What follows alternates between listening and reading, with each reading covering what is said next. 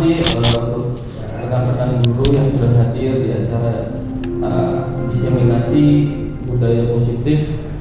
Sebelum kita mulai, marilah sama-sama kita membaca basmalah. Bismillahirrahmanirrahim. Oke, untuk selanjutnya kita langsung saja ke materi kepada Bu Wiwik. Saya persilahkan.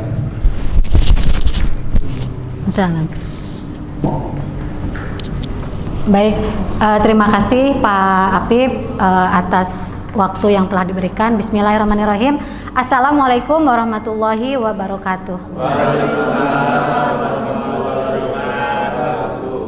Bapak Ibu izin saya berdiri di sini ya, jadi tidak di kursi biar lebih nyaman gitu ya. Kita nanti di sini akan diskusi bersama tentang budaya positif yang materi ini sudah saya dapatkan terlebih dahulu dan memang harus disampaikan ke Bapak Ibu gitu ya. Nah, penyampaian ini dalam rangka apa? Agar budaya positif ini nantinya bisa tercipta di lingkungan kita di SMK Negeri 1 Sindang, sehingga nanti akan membuat pembelajaran yang menyenangkan juga buat anak, dan tentu saja buat kita sebagai guru juga akan lebih fun gitu ya, lebih positive thinking gitu ya dalam menyikapi apapun yang terjadi pada anak didik kita, juga dalam hal budaya-budaya positif yang memang seharusnya sudah kita terapkan begitu ya. Alhamdulillahirabbil alamin. Wabihi nasta'inu ala umuri dunya waddin wa ala alihi wa ashabihi ajmain. Asyhadu alla ilaha illallah wa asyhadu anna Muhammadan abduhu la nabiyya ba'dah. Segala puji kehadirat Allah Subhanahu wa taala atas berkat rahmatnya, hidayahnya, kasih sayangnya hari ini kita bisa berkumpul ya, bisa hadir dalam kegiatan diseminasi budaya positif dalam keadaan sehat walafiat. Salawat dan salam tak lupa juga mari tetap kita junjung kepada Nabi kita Nabi Muhammad SAW, kepada keluarganya, sahabatnya, dan kita ya sampai nanti akhir zaman. Baik Bapak Ibu, tanpa berbasa-basi lagi kita mulai saja ya. Tapi biar kita nggak terlalu tegang, kita ice breaking dulu sebentar ya. Ice breakingnya yang gampang-gampang aja. Oke. Bapak Ibu bisa coba perhatikan di layar ya yang ada di depan. Kita mau tebak warna Bapak Ibu. Silahkan Pak Pip bisa minta tolong. Oke, ini warna apa Bapak Ibu? Merah. Oke, selanjutnya apa ini? Hitam. Oke, kemudian putih. Oke, ini berarti Bapak Ibu sudah bisa konsentrasi ya. Nah, biar lebih konsentrasi lagi kita tambah lagi warna-warna yang lain. Lanjut Pak Pip. Ungu. Lanjut Pak. Biru apa putih? Ada yang tak mau. Oke, lanjut Pak Apip. Hijau. Oke, lanjut lagi. Ungu ya, bukan hitam ya Bapak Ibu. Next. Ada yang mau jawab hijau? Lanjut. Kuning. Oke, lanjut. Bener ya kalau ini pink ya? Tuh kan dikasih bener jadi deg-degan, salah apa bener gitu ya. Oke, violet malah. Oke, lanjut. Biru. Hijau. Oke, luar biasa. Orange. Oke.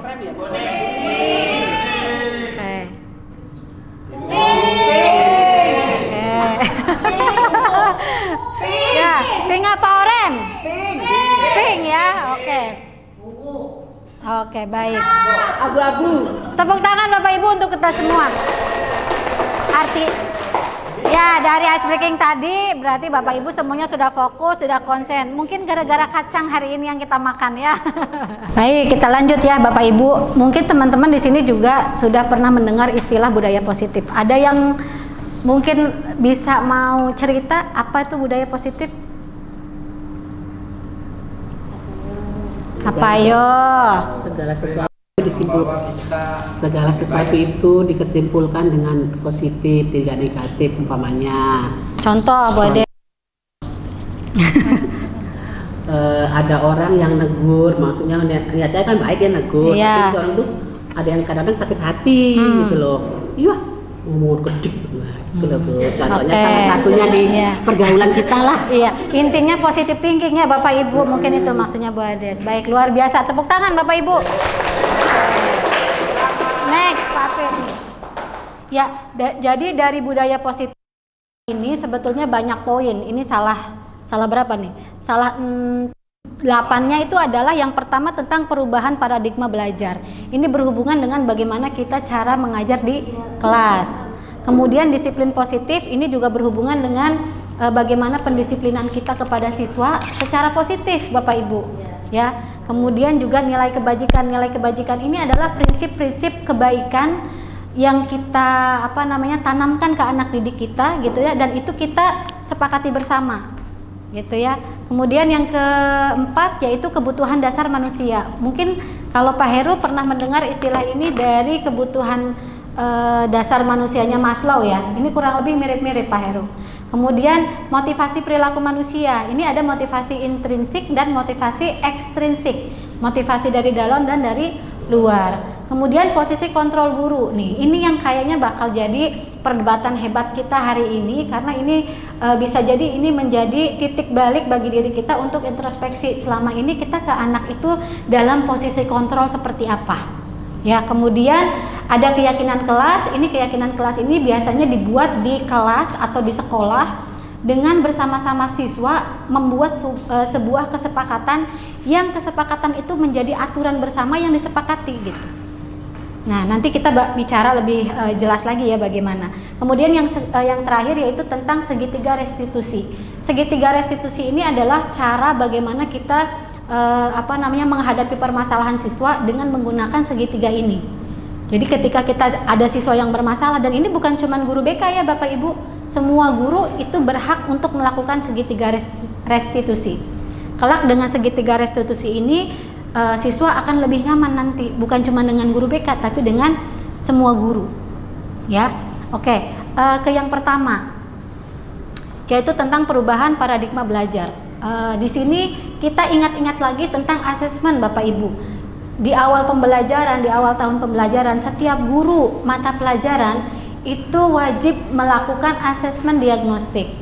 Nah, asesmen ini yang digunakan sebagai dasar kita untuk mengajar siswa sesuai dengan, nah apa nih?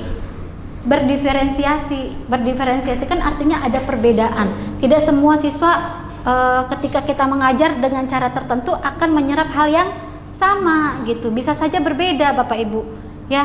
Nah, tujuannya apa ya? Sesuai dengan teori psikologi modern untuk mewujudkan apa sih? Profil pelajar Pancasila. Jadi bagaimana cara kita mengajar kepada siswa ini yang harus kita rubah. Begitu yang disebut dengan perubahan paradigma belajar. Next. Selanjutnya, nah, ini ada miskonsepsi tentang teori kontrol. Selama ini kita punya anggapan bahwa kita punya kuasa penuh untuk mengontrol siswa, Bapak Ibu. Kemudian ada juga yang dinamakan ilusi bahwasanya semua penguatan positif, efektif dan bermanfaat. Penguatan itu mungkin reinforcement ya, bahasa ininya ya. Itu dianggap kalau anak dikasih hadiah gitu ya, itu akan sangat berguna bagi anak gitu, dan nanti anak akan berubah gitu karakternya sesuai dengan yang kita inginkan, asal dia dikuatkan dengan hadiah gitu. Padahal ternyata tidak loh Bapak Ibu. Ya, kemudian selanjutnya kritik dan membuat rasa bersalah itu mampu menguatkan karakter. Nah, kritik dan membuat rasa bersalah itu contohnya apa? Kalau kita ngeritik orang, bagaimana Bapak Ibu kira-kira? Ada caranya yang lebih efektif tidak? Ada ya. Kalau misalnya kita mengkritik anak dan membuat anak merasa bersalah, itu juga katanya menguatkan karakter anak. Ya nggak apa-apa, katanya anak dibuat rasa malu, biar dia tahu bahwa dia tuh salah gitu. Nah, itu sebetulnya namanya ilusi Bapak Ibu. Kemudian yang terakhir, ilusi bahwa kita orang dewasa itu berhak memaksa. Padahal itu cuma ilusi. Artinya itu tidak benar. Next, Pak Afif. Selanjutnya, nah di sini ada mengubah paradigma dari stimulus respon ke pendekatan teori kontrol. Stimulus respon mungkin Bapak Ibu ingat ini teorinya siapa? Ayo, masih ingat? Bukan yang kalau bukan Piaget, bukan Piaget. Piaget itu dibacanya Piase. Kalau ini yang itu tuh Bapak Ibu, yang anjing dikasih bel, Pavlov. Nah itu Ivan Pavlov namanya. Jadi ya, yang ceritanya dulu kalau misalnya kita ingat itu yang misalnya anjing kalau ada suara bel dia akan dikasih makan. Itu namanya stimulus respon. Nah,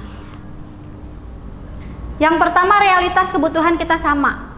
Kemudian semua orang melihat hal yang sama. Kemudian kita mencoba mengubah orang agar berpandangan sama dengan kita. Kemudian perilaku buruk dilihat sebagai suatu kesalahan. Jadi kalau ada siswa yang melakukan kesalahan itu pasti siswa melakukan perbuatan yang kurang baik itu pasti kesalahan gitu ya. Kemudian orang lain bisa mengontrol saya juga bisa mengontrol orang lain. Kemudian adanya pemaksaan pada saat bujukan gagal dan model berpikir menang atau kalah. Nah, ini adalah teori dari stimulus respon. Nah, sekarang dirubah ke teori yang kontrol. Seperti apa?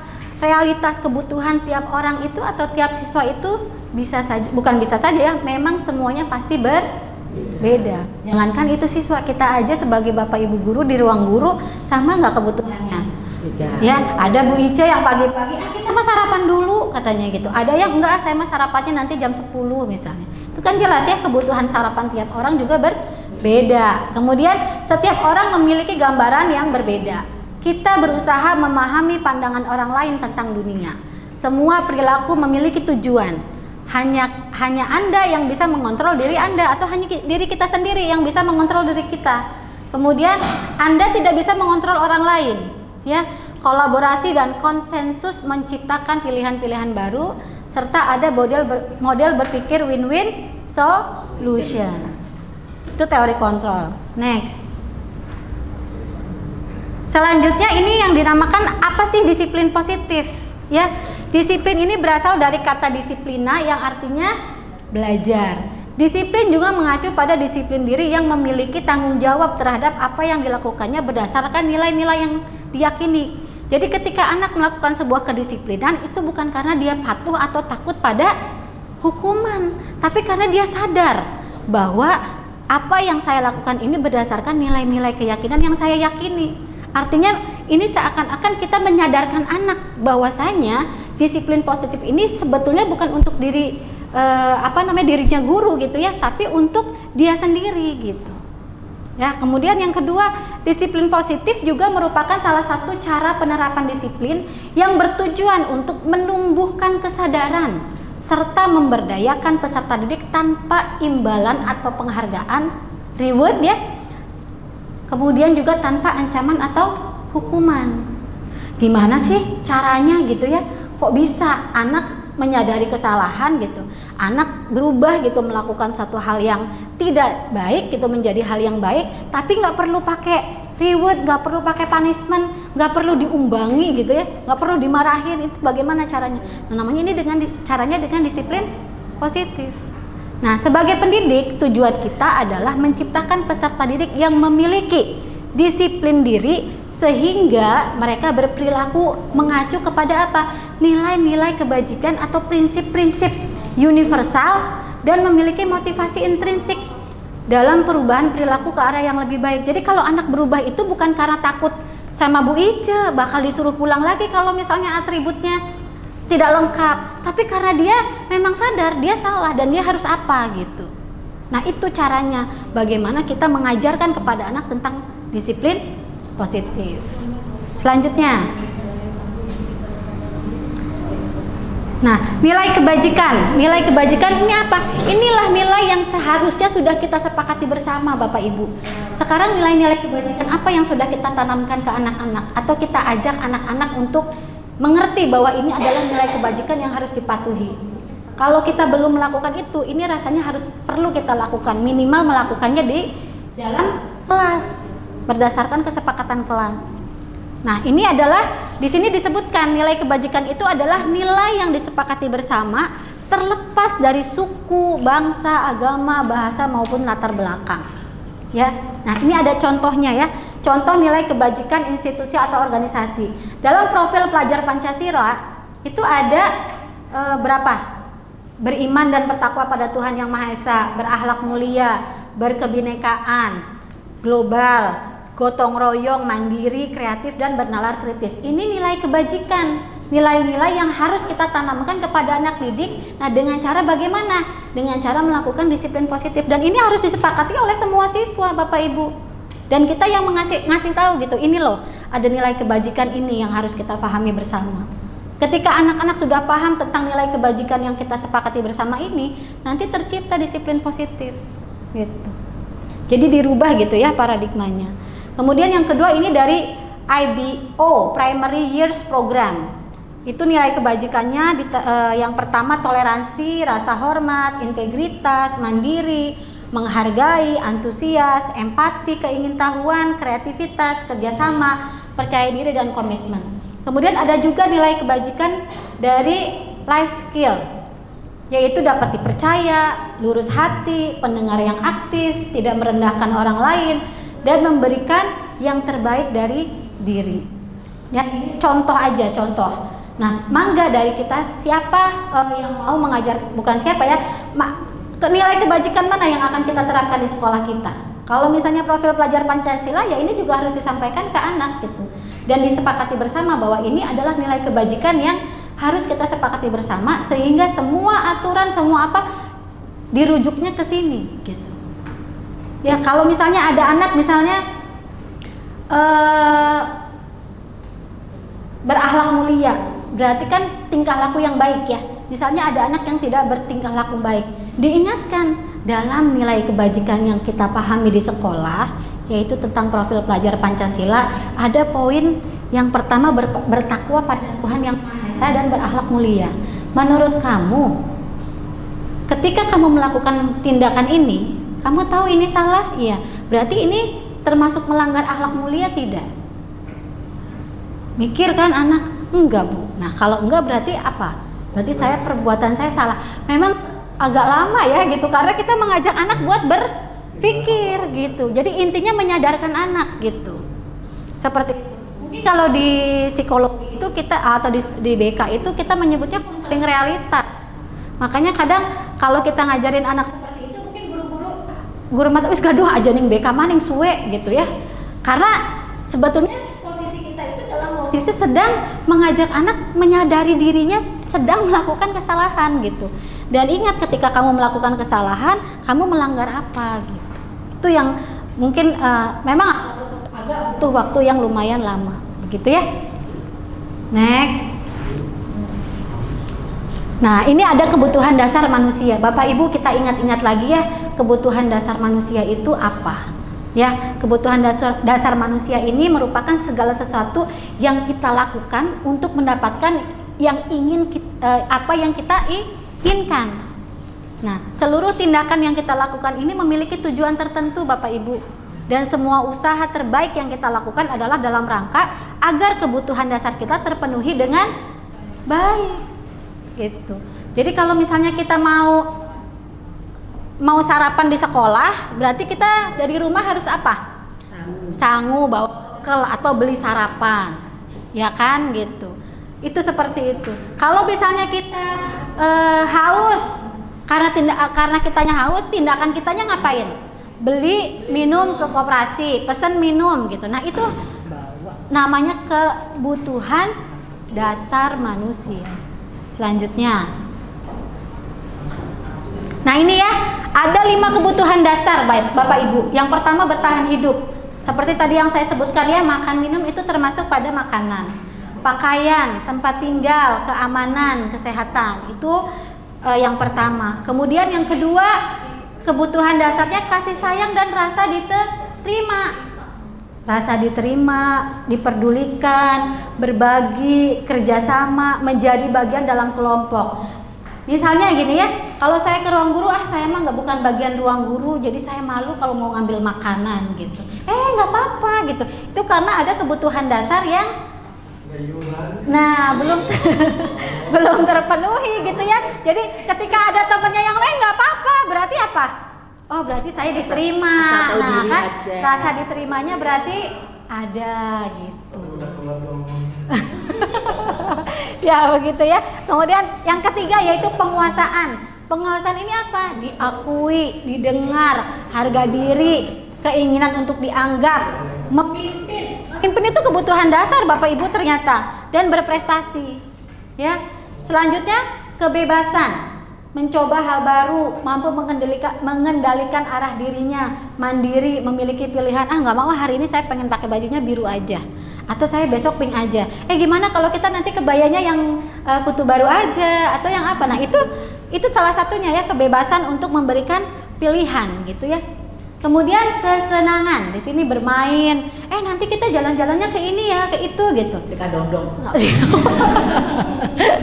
Nah ya, antusiasme serta tertawa itu termasuk kebutuhan dasar. Nah, kebutuhan dasar ini bukan cuma milik kita Bapak Ibu guru saja, tapi juga milik siswa juga gitu. Siswa juga punya kebutuhan ini Bapak Ibu. Ini yang harus kita pahami bersama. Kadang-kadang kita lupa, ya kan? Kita ingatnya kebutuhan kita aja, kebutuhan anak terlupakan. Ya, selanjutnya Pak Atif. Nah, ini ada motivasi perilaku. Nah, ada motivasi ekstrinsik dan intrinsik. Kalau motivasi ekstrinsik itu adalah motivasi yang didapat dari luar, ya, bukan dari dalam dirinya. Contohnya apa di sini? Untuk menghindari hukuman atau ketidaknyamanan, untuk mendapatkan imbalan atau penghargaan dari orang lain. Anak-anak karena takut hari ini ada potong rambut karena diumumin sama Bu Iis di grup kelasnya, yang masuk ke kelas cuma 6 orang, ya kan? Ya, ini karena dia itu tadi ada motivasi ekstrinsik itu, dia akhirnya untuk menghindari hukuman itu lebih baik dia tidak sekolah gitu. Ya, kemudian ada motivasi intrinsik yaitu motivasi yang ada dalam diri anak untuk menjadi orang yang mereka inginkan dengan nilai-nilai yang mereka percayai. Ya. Selanjutnya. Nah, ini ya, ada istilahnya hukuman, konsekuensi, restitusi, Bapak Ibu. Kalau hukuman itu ketika kita memberi hukuman sama anak, direncanakan atau tidak? Tidak. Spontan aja, betul. Kamu tidak pakai atribut, pulang dulu sana. Ya kan? To the point. Sebelum potong rambut kamu selesai, nggak boleh masuk ke kelas, misalnya gitu. Spontan kan saat itu terjadi gitu. Dan murid tidak tahu apa yang akan terjadi atau tidak dilibatkan gitu. Kenapa tidak dilibatkan? Karena dari kita ya, dari guru saja gitu. Bersifat satu arah tadi. Berupa fisik, psikis atau hukuman. Yaitu kan jadi terpaksa gitu dipotong rambut juga misalnya gitu. Kemudian konsekuensi. Nah, kalau konsekuensi apa? Terencana atau disepakati sesuai peraturan. Jadi sudah ada aturan dan aturan ini sudah mutlak ya, tidak bisa diganggu gugat. Pokoknya aturan SMK Sindang ya kayak gini gitu. Aturan saya seperti ini misalnya. Nah, itu murid dibuat tetap tidak nyaman gitu dengan aturan itu. Karena apa tadi? Pembuatan peraturannya juga tidak melibatkan siswa gitu. Kemudian yang ketiga yaitu sikap guru selalu memonitor murid. Misalnya, si ini nih kayaknya nih yang biasa nggak masuk nih, coba lihat gitu. Jadi kayak mantau gitu ya ke anak tuh gitu. Ngerasa nggak sih kita buat ibu? Ya kan? Kalau saya terus terang merasa.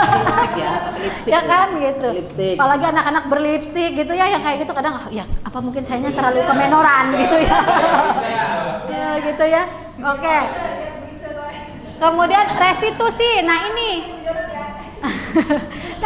Bapak Ibu punten ya, ini bukan saya sedang membuat Bapak Ibu merasa malu atau bagaimana. Terus terang ini juga menjadi titik balik buat saya. Apa yang sudah saya lakukan ke anak ini sudah benar atau belum gitu ya. Gitu. Kadang-kadang saya juga sebagai guru BK ya sama aja Bu, kayak manusia biasa gitu, kayak guru-guru lain gitu ya. Spontanitasnya ada. Kita mendapati anak maning sira kan gitu ya. Gitu. Malah lagi-lagi kamu gitu. Iya. Kan? Seperti itu ya. Nah, di sini di restitusi itu seperti apa nih? Di sini proses menciptakan kondisi bagi murid untuk memperbaiki kesalahan Bapak Ibu. Jadi ada prosesnya biar anak tuh nyadarin kalau dia melakukan kesalahan. Kemudian proses kolaboratif yang mengajarkan murid untuk mencari solusi sendiri. Oke, sekarang kamu misalnya tidak potong rambut. Kira-kira apa yang harus kamu lakukan? Siap Bu, saya nanti sore potong rambut. Terus kalau misalnya besok kamu tidak rapi lagi, kamu bagaimana? Saya siap untuk dipotong rambut besoknya lagi.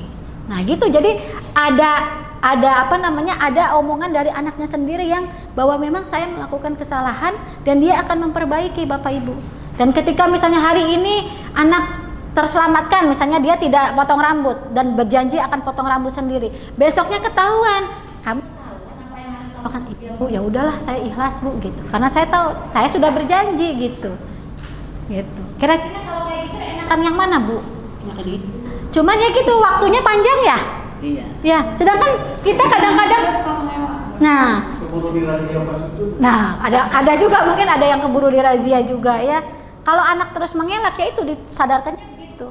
Jadi ketika misalnya satu kali anak begitu, kamu kira-kira apa solusinya? Kalau kamu tahu hari ini harusnya sudah potong rambut dan kamu belum. Jadi ngajak anak ngomong, itu kan sama aja dia berpikir gitu. Seperti itu ya Bapak Ibu. Oke, selanjutnya Pak. Sekarang ini Bapak Ibu coba kita perhatikan. Ini 5 posisi kontrol. Halo, kita ada di mana ya? Yang pertama itu penghukum. Yang kedua itu pembuat rasa bersalah. Kemudian teman. Yang keempat itu pemantau. Yang kelima itu manajer. Kira-kira menurut Bapak Ibu yang paling efektif itu yang mana? Teman ya. Teman. Nanti kita lihat ya mana yang paling efektif. Coba yang pertama dulu Pak Afif, penghukum. Kalau penghukum kayaknya udah pada paham ya. Kamu datang terlambat, hormat bendera sejam. Nah gitu kan ya. Atau kamu lari keliling lapangan, atau kamu jalan apa tuh? Jalan bebek ya, misalnya gitu. Atau kamu apa namanya? Ngukur pakai jari di lapangan. Kira-kira itu tuh bagaimana coba Bapak Ibu? Ketika ada penghukum seperti itu kira-kira gimana? Kurang sih. Ya. Maksudnya mah biar jerah gitu ya. Gitu ya, tapi ternyata menurut budaya positif di sini penghukum itu tidak baik karena tadi kan motivasinya ekstrinsik, motivasi dari luar. Jadi anak tuh ya wis lah meloni baik, ikutin aja gitu, takut gitu, karena juga ya itu karena takut gitu ya. Kemudian yang pembuat merasa bersalah. Sudah berapa kali ibu bilang tuh, lagi-lagi kamu yang terlambat, lagi-lagi kamu yang kamu tuh nggak kasihan sih sama ibu. Ibu tuh nanti dimarahin loh sama kesiswaan. Saya pernah dengar loh ya kayak gini, iya nggak sih? Saya juga sama, suka begitu ya kan? Ngerasa ya, kita suka kayak gitu. Nih, itu ternyata pembuat rasa salah, Bapak Ibu. Oh, itu tuh katanya tuh. Nah, terus yang ketiga nih, kita lanjut yang ketiga. Ayo dong ikuti aturan, tolong bantu ibu dan bapak ya. Sekali ini saja. Ya sudah, nggak apa-apa. Tuh kan, anggar nggak mempan, ibu. Ternyata teman itu lain kali jangan sampai berbuat seperti itu. Terus kadang-kadang ada juga loh guru yang suka menganggap bahwa kita itu selevel sama anak dengan menyebut kitanya tuh bukan dengan bapak ibu, tapi kakak gitu. Ya, itu ternyata memang tidak boleh. Karena ketika jadi teman itu anak-anak bisa ngelunjak gak? Iya, gitu. Gitu ya. Jadi kadang ngelunjaknya tenanglah, majaran gak Pak Andi gitu ya, cuek aja lah Pak Andi ini gitu. Nanti gitu jadinya anak tuh. Selanjutnya Pak. Nah ini pemantau tuh tadi tuh yang saya sebutkan ya. Kamu sudah melanggar peraturan sekolah, kamu tahu konsekuensinya enggak? Setelah upacara, kamu beli atributnya ke koperasi dan jangan diulang lagi. Tapi mantau gitu, encak bocakin ke dalang beli gitu ya. Mengkoperasi beli tuku beli gitu. Itu pemantau gitu. Nah itu. Gitu ya Bapak Ibu. Kalau manajer itu, kira-kira kamu tahu nggak salah kamu di mana? Nah gitu ya. Kesannya kayak wise banget ya, bijaksana gitu Bapak Ibu. Tapi kadang tuh ya antara dugal gitu ya. Tuh kan, keburu bekal ya Bu Iis ya, keburu nafsu bener.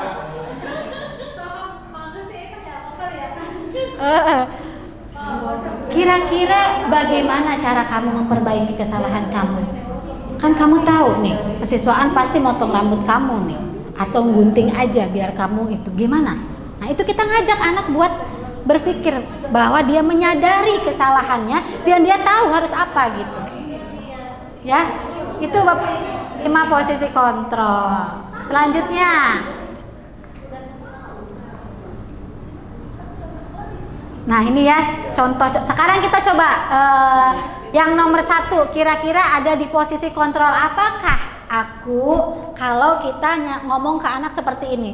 Saya kecewa sekali dengan kamu. Waduh, apa nih? Merasa bersalah. Oke. Betul? Pembuat rasa bersalah? Oke. Yang nomor 2 Bapak Ibu. Kamu tidak pernah benar melakukannya tuh. Salah, baik. Gitu. Penghukum. Ya kan? Penghukum. Kemudian yang ketiga, apa rencanamu untuk menyelesaikan masalah ini? Nah, kemudian, ayolah lakukan demi Bapak Ibu. Nah, teman ya. Oke, yang kelima, kamu tidak pernah mendapat nilai jika tidak mengerjakan tugas. Nah, pemantau. Bisa dipahami ya semua Bapak Ibu? Ya, sudah siap kita berubah melakukan budaya positif? Mudah-mudahan Bapak Ibu, nggak apa-apa. Namanya kita juga sebagai guru kan manusia juga, belajar juga Bapak Ibu ya. Sedikit-sedikit nggak apa-apa. Jadi kita tahu gitu ya. Oke, selanjutnya Pak.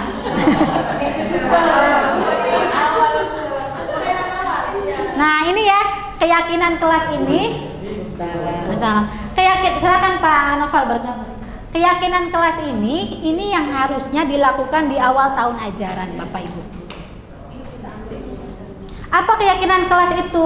Mengapa sih Bu bukan peraturan kelas gitu? Mungkin Bapak Ibu yang merasa jadi wali kelas suka bikin aturan. Biasanya dari jadwal piket, ya kan? Kemudian apalagi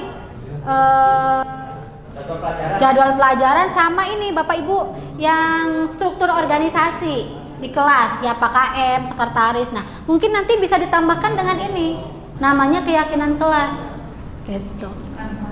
Ya, selanjutnya Pak. Nah, ini pembentukan keyakinan kelas itu bagaimana? Bersifat abstrak, artinya tidak kaku Bapak Ibu ya.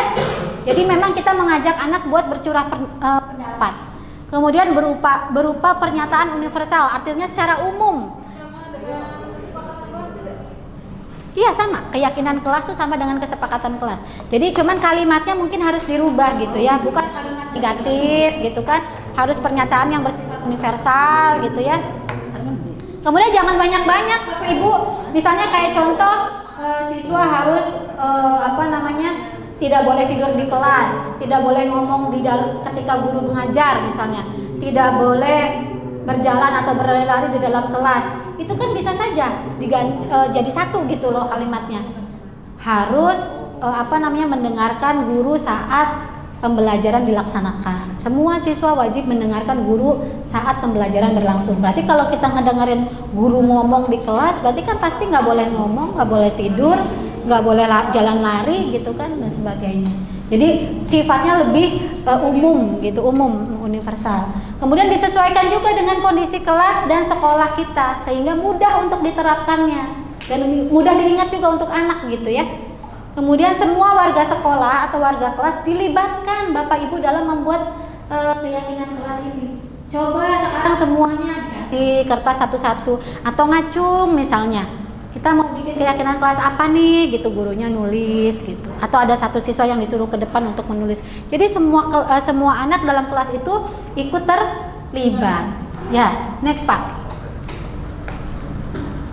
Selanjutnya ini segitiga restitusi, yaitu suatu proses yang dijalankan oleh guru agar dapat menghasilkan murid yang mandiri dan bertanggung jawab.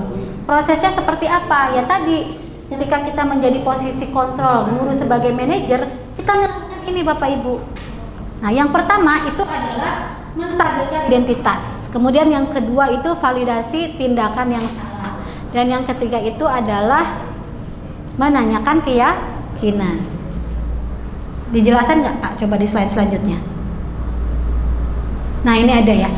Menstabilkan identitas itu adalah berdasarkan prinsip membuat kesalahan adalah bagian dari proses pembelajaran. Jadi kita nggak langsung ngejudge anak, kamu tuh salah, kamu tuh lagi-lagi kamu, nggak bisa tidak dengan kalimat seperti itu. Tadi saya mendengar kamu katanya berantem dalam kelas. Ibu dapat informasi misalnya dari teman kamu. Betul demikian nak? Gitu. Duh kayak enak pisan kayak gitu ya. Benar guys. Ya gitu ya. Nah, gitu ya. Benar enggak? Nah, gitu ya. Oke, misalnya dengan kata-kata seperti ini ya, prinsip pembuat kesalahan itu adalah bagian proses pembelajaran. Di sini kita secara tidak langsung mengatakan ke anak tuh nggak apa-apa, wajar kok kamu salah tuh. Gitu. Ibu juga dulu pernah kok, nggak apa-apa gitu. Tidak ada manusia yang sempurna. Ibu tidak mau mencari siapa yang salah gitu ya, tapi ingin mencari solusi dari masalah ini.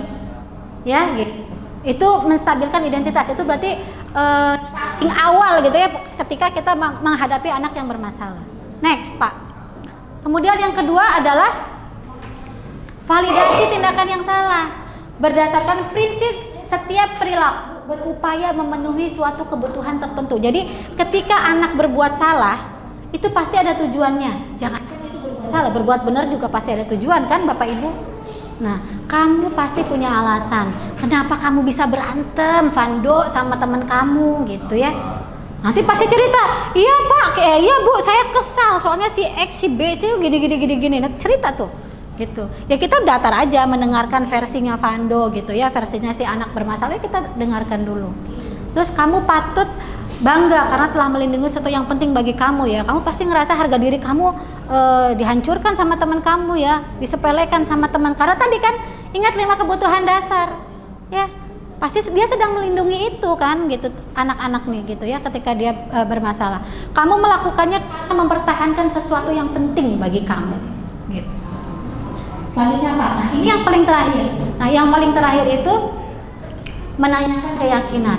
Baik, sekarang setelah kamu berantem, meluapkan emosi kamu dan sebagainya gitu ya, kamu bisa ingat-ingat gak di kelas kita pernah buat keyakinan kelas apa? Iya ya Bu ya, kita tidak boleh gaduh Bu di dalam kelas. Tapi tadi saya berantem karena saya lepas kontrol emosi. Biasanya gitu anak-anak tuh Bu. Gitu. Berarti kalau kamu kayak gitu, kamu pasti sekarang sedang bermasalah kan sama teman-teman kamu. Iya Bu, pasti teman-teman kamu negatif thinking kan sama kamu, kamulah disebut A, B, C dan sebagainya. Iya Bu, nah begitu. Jadi disitulah proses menyadarkan anak bahwa yang dia lakukan itu salah. Tapi bukan berarti ketika anak salah terus kita, apa sih salah, harus ngaku gitu, nggak gitu juga gitu. Tapi oke, kamu salah, nggak apa-apa. Terus kita mau apa nih? Yuk Ibu bantu untuk kamu biar punya solusi gitu dari masalah kamu. Ya, seperti itu. Ya, kira-kira kalau kamu misalnya gampang marah kayak gitu, kamu ingin jadi seorang seperti apa sih? Saya pengennya sih jadi orang penyabar. Nah, berarti bertolak belakang kan dengan tadi dia misalnya yang emosional gitu. Padahal dia inginkan adalah orang yang penyabar. Nah, kira-kira kalau kayak gini gimana kamu solusinya? Ya Bu ya, saya mungkin harus ini. Gitu. Seperti itu Bapak Ibu. Selanjutnya, nah ini penutup terakhir ya. Dalam penerapan program disiplin positif, hendaknya kita sebagai guru memiliki standar kepribadian, profesional dan sosial yang baik, Bapak Ibu. Di mana guru juga harus mampu merefleksi dirinya. Jadi sebelum kita komentar anak ABC, kita refleksi juga Bapak Ibu tentang diri kita. Sudah benar belum kita tuh ngajarnya gitu ya? Kenapa ini kalau di kelas saya nggak pernah masuk? Saya pernah melakukan apa gitu? Atau mungkin kita ketika anak masuk telat kita aja gitu.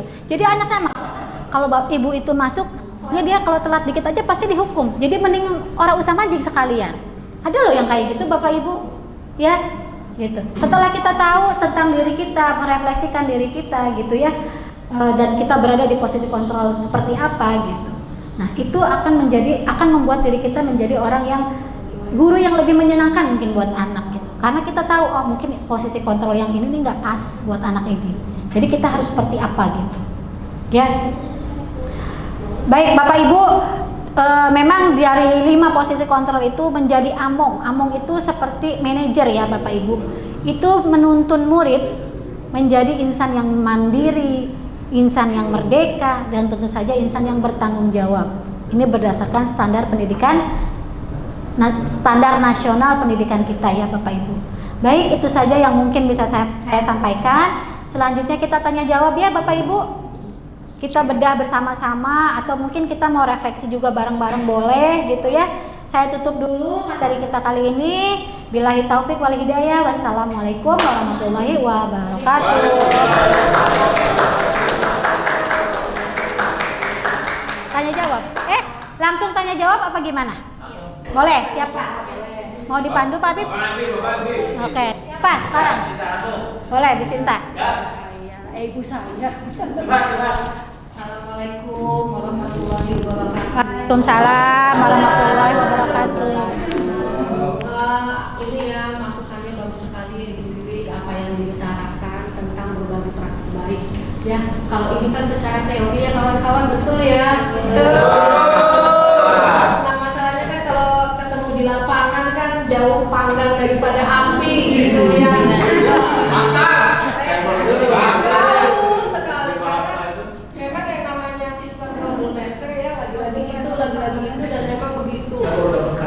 Kesabaran kita sebagai seorang guru memang setipis tisu. Masalahnya benar-benar diuji ya, kesempatan ke-1, ke-2 dan ke-3 masih seperti itu aja. Maksud saya di sini sampai berapa kalikah kita memberi kesempatan kepada siswa ya. Kalau saya pribadi sih sebenarnya dia sayang kalau misalnya ada anak yang memang harus sampai putus sekolah. Cuma di kenyataannya memang anaknya itu sudah tidak mau sekolah. Maksudnya sekolah mau tapi nggak mau masuk ya gimana ya seperti itu ya. Oke. Nah kita kan ngadepinnya kan, aduh kalau misalnya terus-terusan dikasih kesempatan kan bisa ngaruh juga. Betul. Jadi minta solusinya lah gimana supaya kesabaran saya itu bisa setebal buku. Kamus bahasa Indonesia. Luar biasa. Baik, luar biasa ya. Ini memang berdasarkan by experience gitu ya, by pengalaman dari Bu Sinta. Mungkin ada teman-teman dulu yang mau komentar atau mau menanggapi sebelum kita bahas. Silakan Pak Ibnu. Ada, saya juga punya kasus sama. Oh, kasusnya sama. Malah kasusnya sama ya. Mungkin ini sesama satu jurusan. Oke, Pak Andi? Enggak. Oh, enggak. Oke, coba. Terima kasih atas waktunya. Assalamualaikum warahmatullahi wabarakatuh. Waalaikumsalam. Mencoba mencari solusi ya terkait permasalahan-permasalahan di lapangan. Benar yang disampaikan Ibu Sinta juga. Saya kira pertama yang kita lakukan sebagai wali kelas, ketika mentok dengan anaknya, kita coba berkomunikasi dengan pihak orang tua. Dan terkadang yang Ibu Wiwi sampaikan juga itu tanpa melihat latar belakang keluarga, input siswanya. Ya. Terkadang itu input siswa, kalau saya kira ya penentuan KKM juga sama, inteks siswa itu memang luar biasa di SMK Sindang nih. Kita juga harus tahu karakter dari latar belakang dari orang tua masing-masing dan siswa tersebut. Betul. Seperti disampaikan Ibu Sinta, salah satu kasus si anak ini tidak mau masuk sekolah. Pertanyaannya kan apakah kita sudah melakukan komunikasi dengan siswa? Pasti sudah, mungkin dengan orang tua follow up-nya. Ya. Terkadang lagi yang kita alami di lapangan, kadang-kadang orang tuanya juga mungkin dia hidup bersama neneknya, saudaranya dan seterusnya. Ya. Jadi bentuk perhatian rumah yang merupakan madrasah atau sekolah pertama bagi si anak tidak ada. Jadi ya alangkah baiknya ya itu kita tidak pernah bosan lagi langsung mungkin suruh langsung ke berkomunikasi dengan anak, setelah itu baru dengan orang tua, setelah mentok baru kita pikirkan bersama kira-kira solusinya bagaimana, karena bagaimanapun tentunya kita sebagai guru atau wali kelas tidak menginginkan anaknya untuk putus sekolah. Betul. Ya, apalagi sesuai dengan peraturan pemerintah bahwa wajib belajar itu sampai 12 tahun. Terkadang yang kita sadarkan, yang kita berusaha untuk kita ajak, kita tolong ya, mereka tidak merasa ditolong. Itu yang membuat kita juga seperti yang disampaikan juga tadi, sabaran kita selembar tisu. Bisa enggak gitu? Setipis tisu. Ya, tipis tisu. Ya, itu saja yang saya sampaikan. Baik. Oke. Ada lagi mungkin Pak Maman mau menambahkan atau mau komentar? Silakan coba. Silakan. Aduh, luar biasa nih. Saya jadi umbangi anak pulang. Umbangi. Terus Bu. Silakan Pak. Mama kudu dibikin sesi sendiri. Oh gitu ya. Sementara sesinya sempit dulu Pak sekarang. Sesi lebarnya, panjangan lebarnya nanti. Assalamualaikum warahmatullahi wabarakatuh. Waalaikumsalam warahmatullahi wabarakatuh. Semangatnya Bu Wiwik atas ilmu dan pengalaman yang sudah disampaikan sebagai praktik baik untuk kita di SMK Sinar. Ini meneruskan dari Bu Sinta dan Pak Ibnu mengenai apa ya fenomena anak-anak sekarang Gen Z ya. Kalau saya lihat kemarin sempat viral tentang anak Gen Z ini sejumlah menurut data Badan Pusat Statistik itu sejumlah 10 juta orang anak Gen Z itu posisinya tidak bekerja, tidak belajar, dan tidak ngapa-ngapain. Itu fenomena itu bukan hanya di sekolah kita saja, tapi kita kalau kembali ke permasalahan yang ada internal di SMK Sindang, kita juga bukan masalah sabar atau tidak sabar, kita punya tata tertib, ya ada tata tertib, kemudian ada istilahnya ada batasan-batasan dan ada juga klimaksnya. Kalau misalkan memang anak sudah tidak bisa diatur, sudah tidak bisa diarahkan, sudah dirangkul dengan segala upaya yang maksimal oleh wali kelas, oleh sekolah, ya jalan lainnya anak memang dikasih pilihan, bukan dipaksakan untuk tidak, dikasih pilihan untuk, karena kita memang sudah tidak sanggup lagi untuk mendidik anak. Itu sudah pendekatannya sudah orang tua, siswa, sampai berulang kali. Ya ujungnya ya anak dikasih pilihan untuk silakan mengenyam pendidikan tidak di sekolah kami karena kamu tidak siap untuk menerima tata tertib yang diterapkan di SMK Sindang itu saja. Asal jalan semua jalan SOP-nya ditempuh oleh pihak sekolah supaya tidak menjadi batu sandungan kita ke depannya. Ada kemarin juga saya dapat kasus Pak, yang kemarin ada anak ini kirim video ke saya, video tentang potong rambut dengan dia meng-share video dari TikTok, menyadul tanpa difilter, dikirim ke grup, dan dia keluar dari grup. Saya kejar anaknya. Dia di video itu bahwa ada tuntutan undang-undang pidana untuk guru yang melaksanakan potong rambut di sekolah. Saya kejar anaknya, saya sampaikan ke anak, kamu kalau mau tidak mengikuti tata tertib sekolah, kalau mau rambutnya panjang, jangan sekolah di sini. Kita punya tata tertib, kamu sudah tanda tangan ini sebelum masuk ke sini. Namanya kebaikan perlu dipaksakan, sama seperti sholat, kata saya. Luar biasa.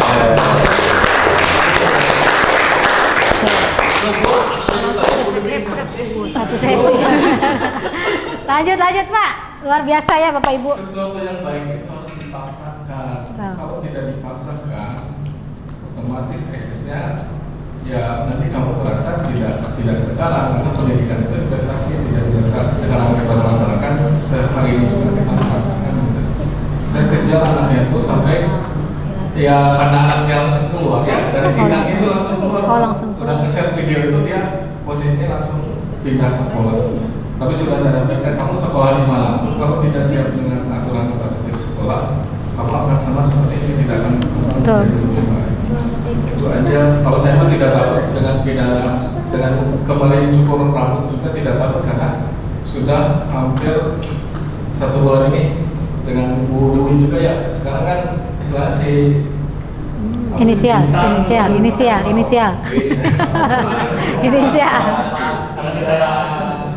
Tapi sekarang aku sudah potongnya sesuai tata tertib sekolah. Dan sampai ini saya tunggu komplainan dari orang tua tidak ada, karena kita menjaga komunikasi dengan orang kelas dari wali kelas ya. Kalau saya mah nonton saja. Terima kasih.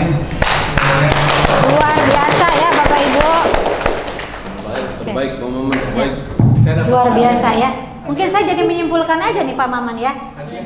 Dari pertanyaan Bu Sinta sama Pak Ibnu, intinya ketika kita sudah mengusahakan gitu ya, SOP tadi yang disebutkan Pak Maman dari A sampai Z-nya gitu ya, dengan bukti-bukti yang valid dan nyata gitu, kita juga tidak akan merasa takut ketika ada oknum-oknum yang seperti tadi Pak Maman sebutkan ya, mengatakan bahwa inilah pidana dan sebagainya gitu ya. Bapak Ibu, ketika kita menerapkan budaya positif ini, terus terang ya, saya juga merasakan susah gitu ya. Bukan susah bagaimana, karena memang ini merubah kebiasaan kan gitu. Dan saya juga tidak berharap Bapak Ibu langsung 180 derajat berubah gitu ya, kayak X-Men gitu, Power Rangers gitu ya.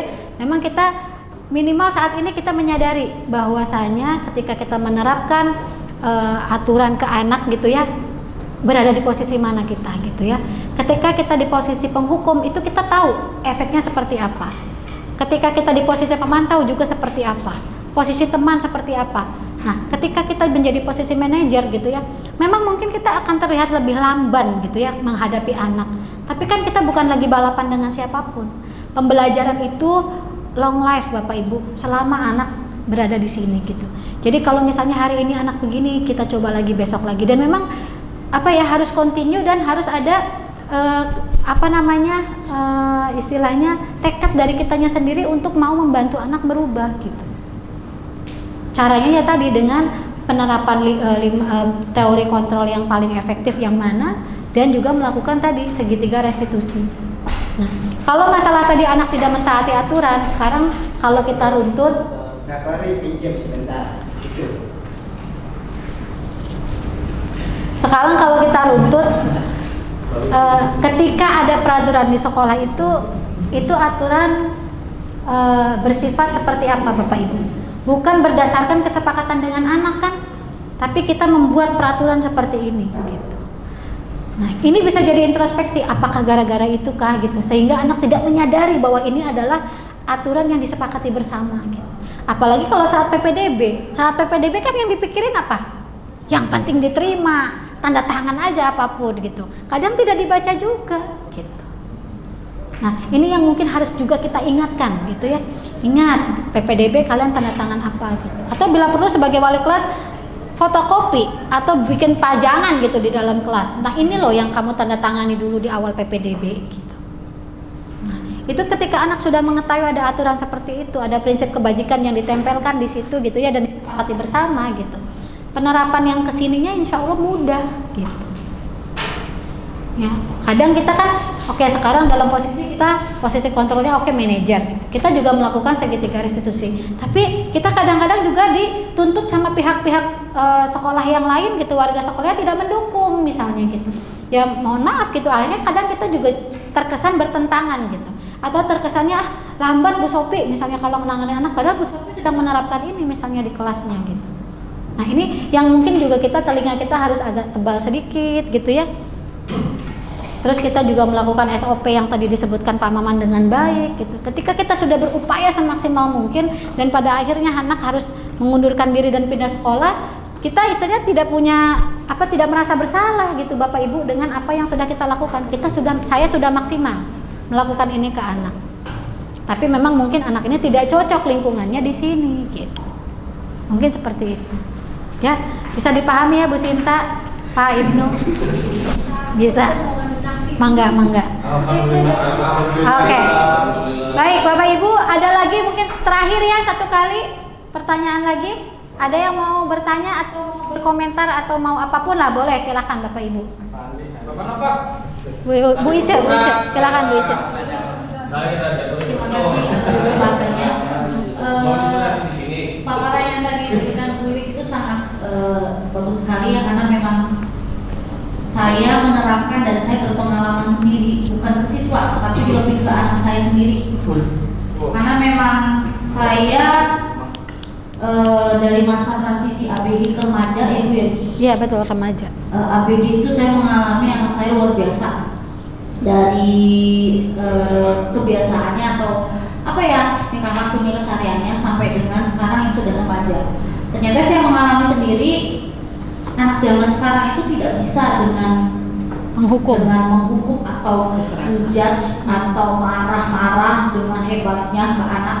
Saya lakukan sendiri dengan kenyataannya anak tuh ternyata bisa diajak ngobrol dengan komunikasi yang baik dari hati ke hati. Kenapa sih kamu seperti itu? Kenapa sih? Mama bisa nggak sih tidak dengan marah? Bisa nggak sih ngomongin saya dengan baik-baik? Dan ternyata memang maunya anak zaman sekarang itu seperti itu. Jadi akhirnya saya menerapkan setiap harinya ke anak dengan cara udah tahu dibilangin begitu. Ingat nggak kemarin gimana? Jadi lebih adem sekarang. Beda dengan masa ABG dan saya memang masih belajar ya Bu ya. Dengan pengalaman saya pribadi dan saya terapkan ke siswa juga. Oh iya ya, anak saya dengan anak SMK di sini juga seusia. Apakah memang usia segitu tuh diperlakukan dengan sama atau bagaimana Bu? Ya. Baik, terima kasih Bu Ice. Jadi saya juga lupa nih menyampaikan Bapak Ibu, posisi kontrol kita tadi dan segitiga restitusi ini itu bisa diterapkan juga buat kita di rumah. Buat ibu-ibu, bapak-bapak yang memang punya anak-anak remaja gitu ya, atau anak-anak yang masih istilahnya sering melakukan kesalahan atau apa gitu ya, itu bisa coba kita terapkan Bapak Ibu gitu. Salah satunya tadi contohnya dari Bu Ice sendiri ya gitu. Memang, nah itu karena anak remaja itu, apalagi usia SMA itu, SMK itu sekitar 15 ya, 15 sampai 18 tahun. Itu memang kalau dari ada salah satu tokoh Piaget ya, Pak Heru masih ingat teorinya Piaget tentang berpikir tentang kognisi. Jadi memang usia-usia seperti anak-anak remaja itu memang sudah bisa diajak berkomunikasi yang secara kognitif ya. Kognitif tuh ngajak mereka mikir gitu loh. Yang kamu lakukan tuh benar apa enggak gitu. Enggak. Terus kalau enggak kira-kira gimana? Ya pasti dihukum gitu. Bisa tuh diajak TikTok gitu ngomong gitu tuh bisa gitu. Jadi memang usia remaja itu memang usia yang mulai bisa untuk diajak berpikir secara benar-benar untuk nyadarin gitu loh ke anak tuh. Kalau misalnya anak SD gitu atau anak TK mungkin dengan punishment reward jalan. Artinya kalau kamu jadi anak baik gitu ya, mama kasih kue deh gitu. Itu jalan bisa Bu. Gitu. Tapi kalau anak remaja itu nggak akan mempan. Gitu. Ya, jadi susah gitu ya. Kalau buat anak SMA, SMK tuh gitu. Makanya kenapa kita memilih sebaiknya menjadi posisi kontrol guru yaitu sebagai manajer. Begitu ya. Baik Bapak Ibu, kita bisa cukupkan atau ada yang mau closing statement sebelum kita tutup mungkin? Pak Andi gimana Pak Andi? Coba Pak Andi Hidayat apa Pak Andi nih? Closing statement ya coba dari peserta desiminasi kali ini yang luar biasa. Assalamualaikum warahmatullahi wabarakatuh. Waalaikumsalam warahmatullahi wabarakatuh. Terima kasih Ibu untuk materinya sangat luar biasa. Sama-sama. Jadi mungkin bisa disimpulkan apa yang Ibu sampaikan itu benar-benar sangat bermanfaat. Amin. Jadi bukan cuma di lingkungan sekolah, tapi kita juga bisa menyampaikan atau menerapkan di lingkungan luar. Bukan cuma untuk keluarga, tapi bisa di masyarakat juga. Wah, bisa. Itu Ya, saja. jelas. Dan mudah-mudahan untuk ke depan juga Bu, ya materi-materinya jauh lebih baik dari ini. Ya, Oke, luar saya biasa. sangat tertarik dengan materinya Bu. Terima kasih. Luar biasa ya Bapak Ibu.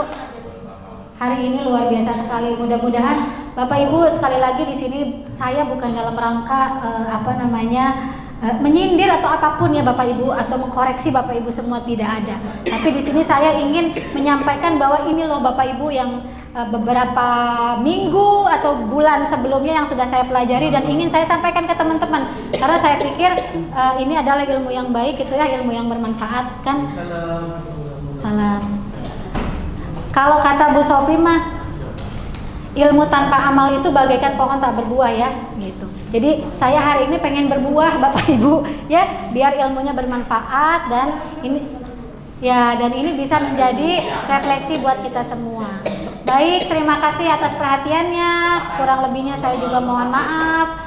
Billahi taufiq wal hidayah. Wassalamualaikum warahmatullahi wabarakatuh. Penutup ya oleh MC, silakan Pak Apip. Lagi kan tutup dengan bacaan hamdalah. Duduk dulu, duduk. Nah, wes. Bapak Ibu, selesai sudah untuk kegiatan hari ini. Mudah-mudahan bermanfaat untuk kita semua. Diambil pelajaran. Bapak Ibu, terima kasih. Terima kasih untuk Bapak Ibu. Halo. Oke, terima kasih semuanya untuk Bapak Ibu yang sudah hadir, dapat pelajaran hari ini, semoga bermanfaat untuk kita. Amin ya rabbal alamin. Terima kasih untuk semuanya. Nah itu nutup, alhamdulillah. Untuk menutup, maka kita sama-sama membaca hamdalah. Alhamdulillah. Assalamualaikum warahmatullahi wabarakatuh. Tepuk tangan Bapak Ibu, untuk kita semua, luar biasa.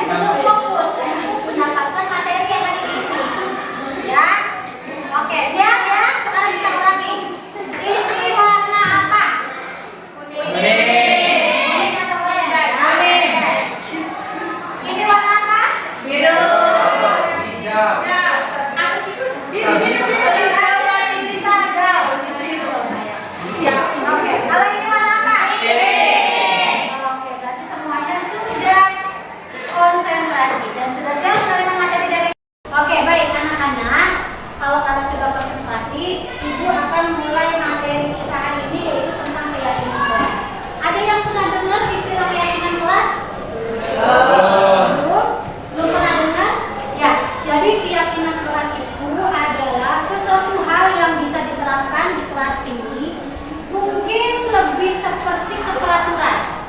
Tapi bedanya, kalau peraturan itu kesannya memaksa dan penuh dengan hukuman. Ya kan? Kalau aturan misalnya tidak memakai atribut sekolah, oh pulang aja sana kamu.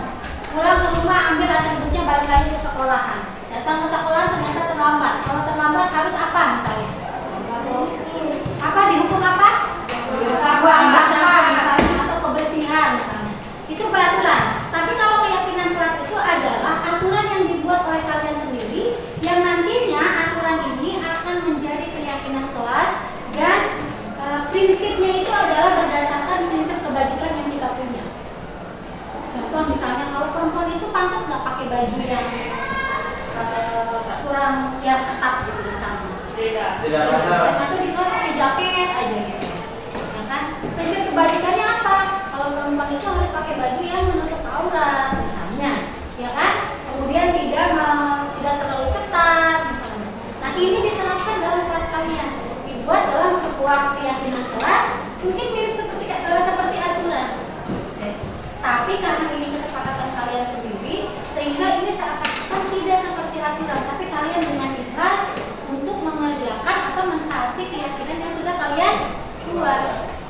Oke, sampai sini bisa dipahami? Bisa. Sekarang kita coba ya, kita bikin aturan di kelas ini seperti apa, yang nanti aturan tersebut akan kita jadikan keyakinan kelas. Nah, sekarang Ibu minta kalian untuk membagikan ini, tolong ya ke belakang ya dibagi. Yang ini boleh dibagi ke belakang. Kemudian yang ini.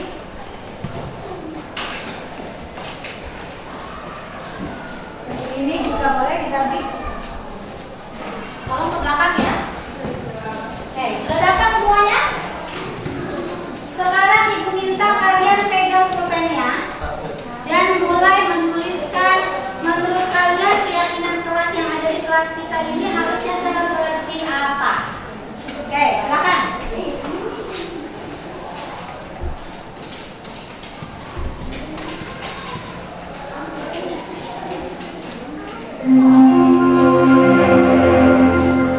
Saatnya jam 8 dimulai. Kalau sudah boleh semuanya maju ke depan dan tempelkan kertas yang kalian tulis tadi di kertas folio yang besar ini ke depan. Silakan. Sudah ada? Sok, ditulis. Oke. Keyakinan kelas itu mungkin bisa jadi seperti aturan.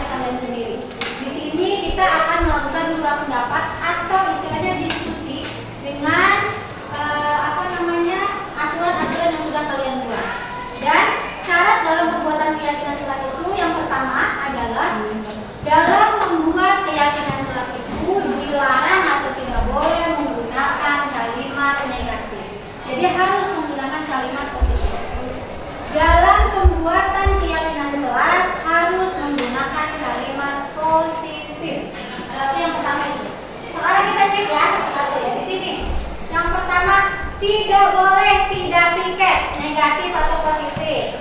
Negatif. Berarti baiknya apa kira-kira?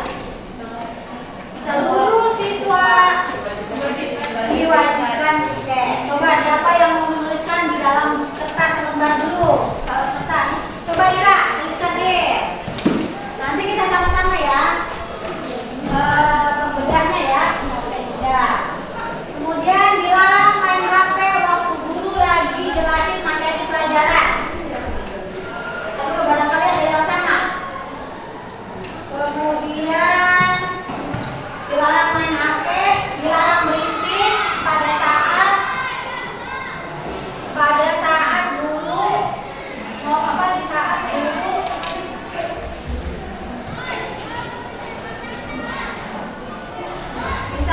menjelaskan pelajaran.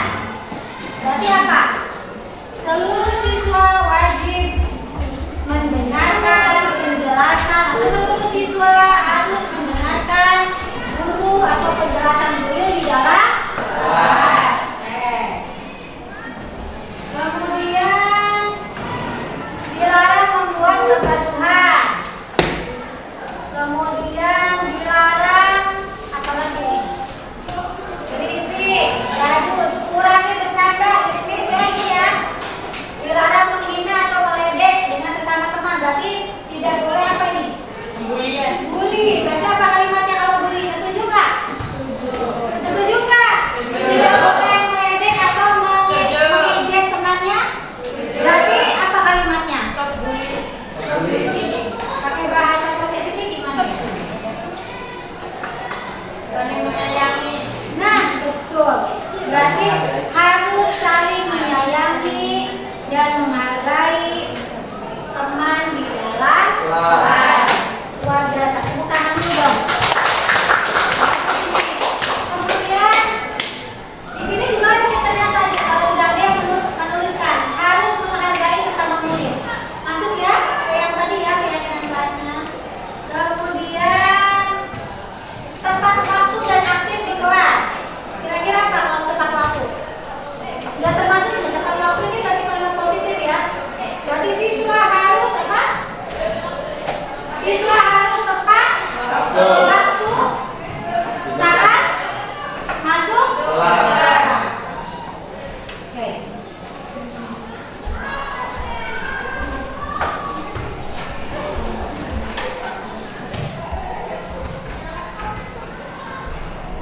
Sudah?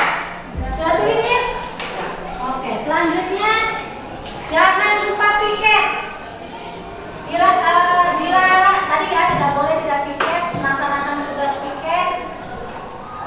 Tidak boleh pakaian sekolah tidak lengkap. Berarti maksudnya pakaian sekolah harus lengkap, atau atribut pakaian dan atribut sekolah harus lengkap. Selanjutnya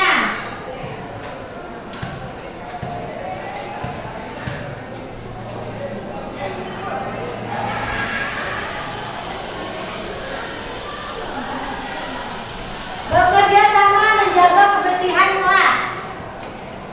Berarti apa nih? Sudah positif belum itu? Kalimat positif? Sudah. Berarti apa kira-kira? Kalimat yang enaknya gitu loh. Bekerja sama, berarti seluruh siswa bekerja sama.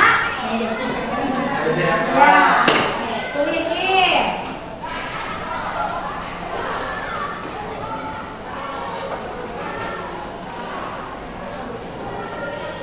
Yang ini termasuk ya, berarti jangan buang sampah sembarangan. Berarti ini termasuk ke bekerja sama menjaga kebersihan kelas ya.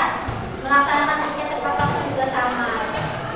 Semua anak TB1 wajib ikut serta di kegiatan porak atau pensi.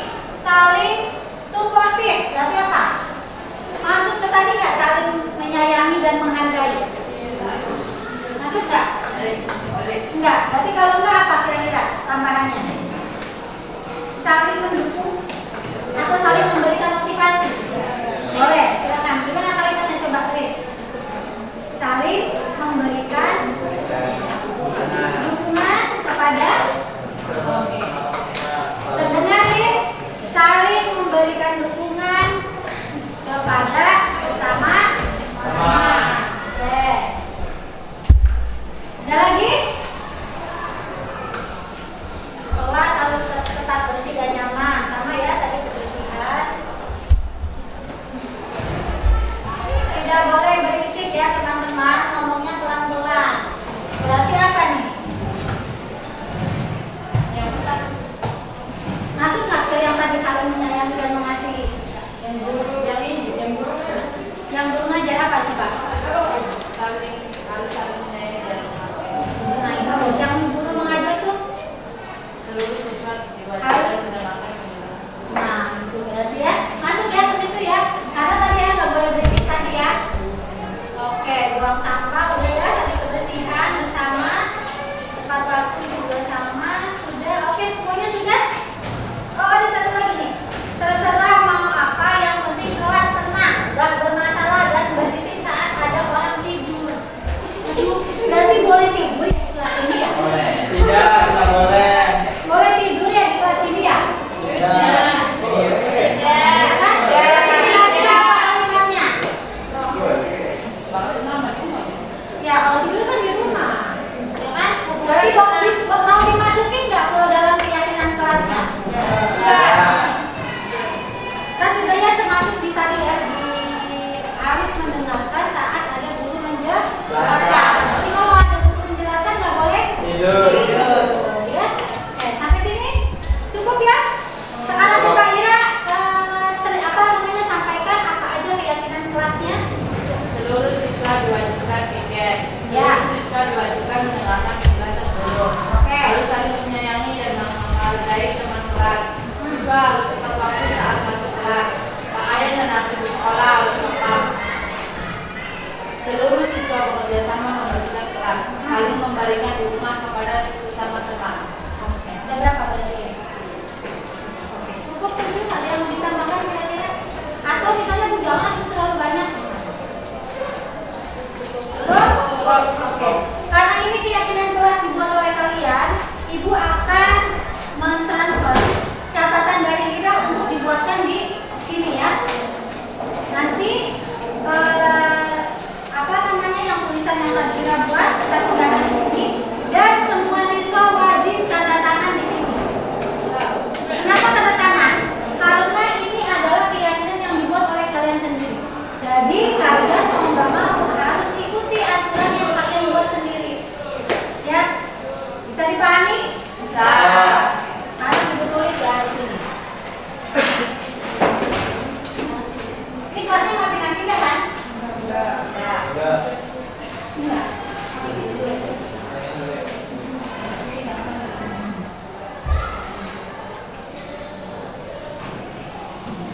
Oke, keyakinan kelas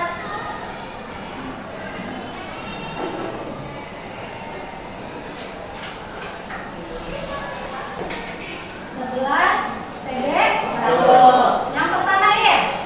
Seluruh siswa diwajibkan piket.